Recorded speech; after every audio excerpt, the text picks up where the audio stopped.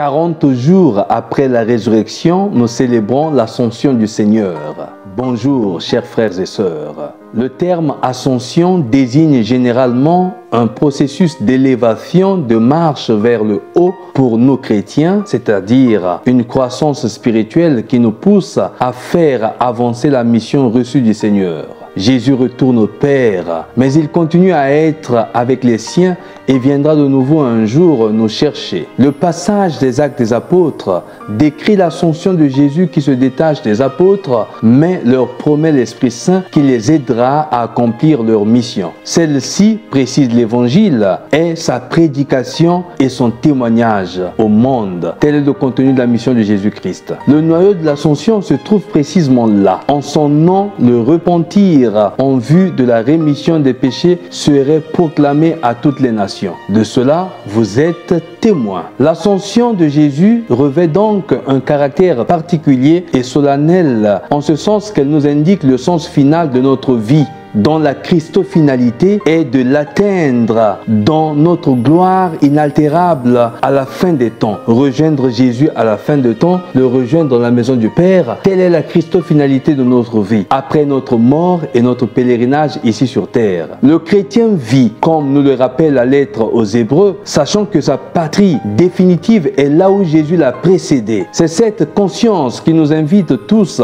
à prendre de la hauteur, faire l'aigle, c'est-à-dire à laisser la banalité des réalités de ce monde pour hisser au loin nos efforts d'amour, de conversion et de pardon sans limite. Ainsi, nous pourrons voir les choses comme Dieu les voit afin de les changer comme il les veut. Nous pourrons alors ainsi vivre la conversion des cœurs et recevoir le pardon du Seigneur. Voilà le but. Pour vivre heureux dans ce monde et pouvoir entrer dans le royaume de Dieu, il faut toujours nous convertir et pardonner. Ce n'est pas facile, mais ce n'est pas impossible non plus, parce que c'est possible. La conversion et le pardon sont le cœur de tout le message de Jésus. La conversion vient de notre effort, parce que vouloir, c'est pouvoir. Quand on veut se convertir, eh bien, on y arrive. On se démarque très facilement des péchés, des faiblesses que l'on reconnaît soi-même. Parce que qui ne reconnaît pas ses propres erreurs a du mal à changer. Mais qui reconnaît ses propres erreurs peut facilement changer en s'en démarquant.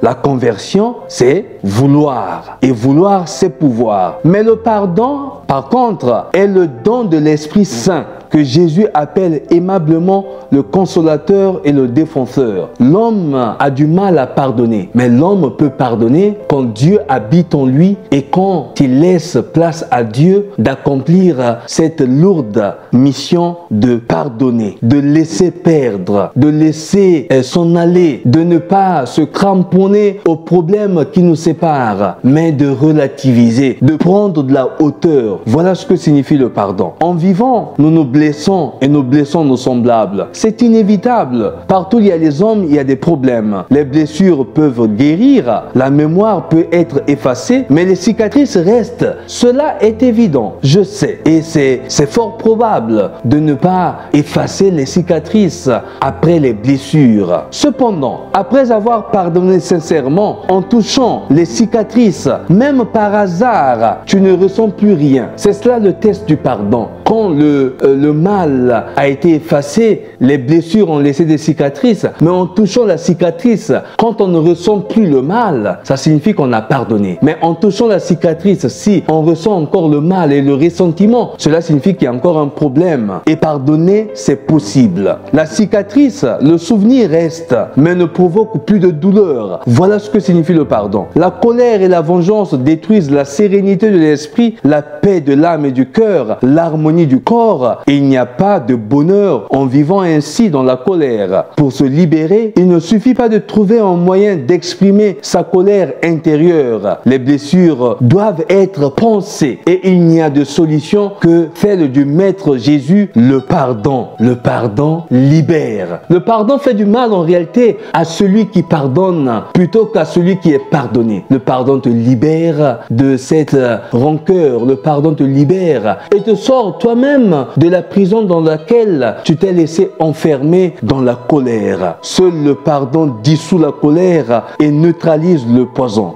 C'est seulement si nous réussissons à pardonner que nous pourrons, nous aussi, recevoir le pardon de Dieu. Pardonne-nous comme nous pardonnons, nous disons dans le Notre Père. Nous n'avons pas d'ennemis en réalité. Ils se font eux-mêmes. Ceux qui se dressent contre nous, ils se font eux-mêmes ennemis de leurs fantômes, de leurs fantasmes, de leur inimitié intérieure contre nous. Libres et libérés de tous les obstacles, nous voulons vivre notre bonheur. Ne perds donc pas de temps. Lève-toi aujourd'hui. Monte avec Jésus. Prends de la hauteur. L'ascension, c'est cela. Jésus est monté une bonne fois pour toutes il y a 2000 ans. L'ascension que nous célébrons, c'est notre propre hauteur. Laissez la platitude, laissez la banalité des événements de ce monde pour prendre la hauteur. Il y a un problème qui est arrivé avec un frère, avec un ami, avec un collègue. Laisse passer. Prends de la hauteur. Fais l'aigle, c'est cela. L'aigle vole tout haut. Il ne se laisse pas prendre par